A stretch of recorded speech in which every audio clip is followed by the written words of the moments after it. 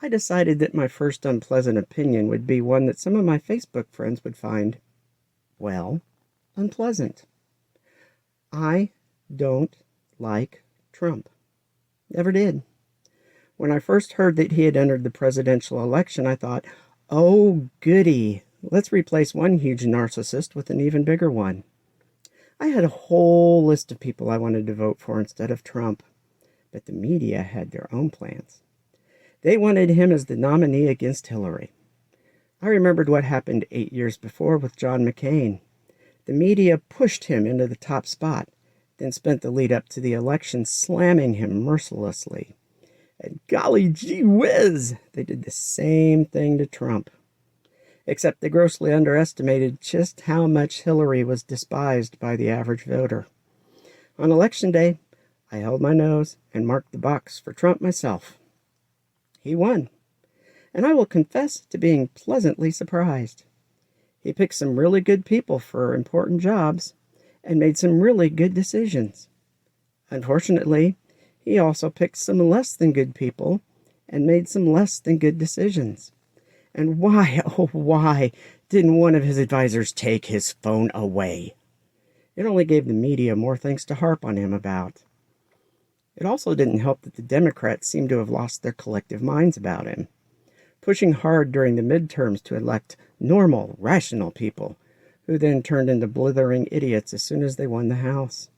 They wasted the next 2 years trying every dirty trick they could think of to get rid of him. Trump mostly ignored them and kept doing his thing. He got North Korea to settle down. He got Putin to settle down. He got the Chinese to back off.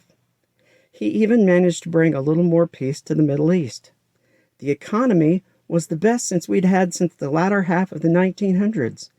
Things were generally great. Until the unspecified disease of unspecified origin struck.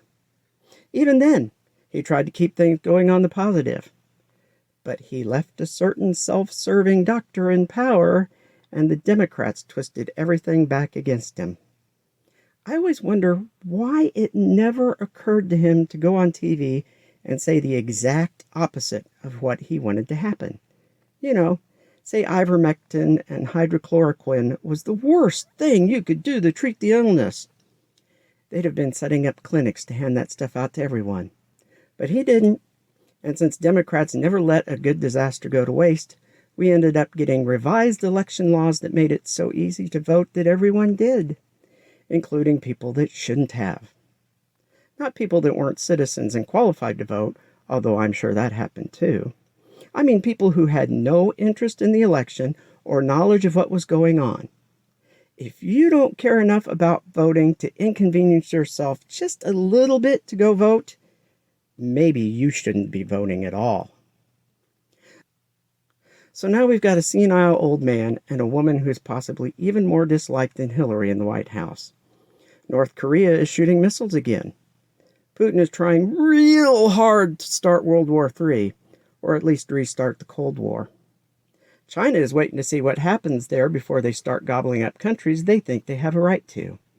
And we all know where the economy is. So in 2 years, will Trump run again? Oh, I sure hope not. I don't want a repeat of the last 2 years of his administration ever again. I mean, the Democrats are twisting the laws trying to find some legal way to keep him from doing it, and in the process are messing up the lives of normal, everyday people. Mind you, I'll vote for DeSantis with a completely clear conscience and celebrate doing so. If we somehow get stuck with Trump as the nominee, I'll hold my nose again and vote for him. Unless someone in the Democratic Party grows a brain and nominates Tulsi Gabbard. But that's just an unpleasant opinion.